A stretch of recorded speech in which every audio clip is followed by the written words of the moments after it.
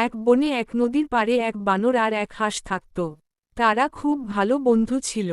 দুজনেই দিনে দিনে নানা কিছু শিখত, একে অপরকে দেখিয়ে দেখিয়ে। একদিন আকাশে মেঘ করে এলো। ঝড় আসবে বুঝে হাঁস বলল, চলো, আমি জলপাড়ে একটা জায়গা চিনি, যেখানে আমরা নিরাপদে থাকতে পারি।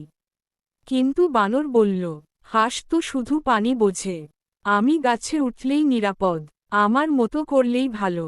হাঁস বলল, না বন্ধু, এই ঝড়ে শুধু গাছে থাকলেই চলবে না, ঝড়ের সময় বাতাসে গাছ ভেঙেও পড়তে পারে। কিন্তু বানর হাঁসের কথা শুনল না। সে একটা উঁচু গাছে উঠে বসে রইল। আর হাঁস নদীর পাড়ের নিচু একটা গর্তে গুজে গিয়ে মাথা নিচু করে বসে রইল।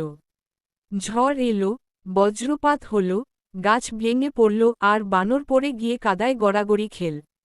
ঝড় থামলে হাঁস বেরিয়ে এসে বানরকে উঠিয়ে দিল। বানর লজ্জা পেয়ে বলল, তুই ঠিক বলেছিলি হাঁস, আমি তো শুধু গাছে চড়তে জানি, কিন্তু বিপদ বুঝতে শিখিনি। হাঁস হেসে বলল, প্রকৃতি থেকে শেখা আর বন্ধুর কথা শোনা, দুটোই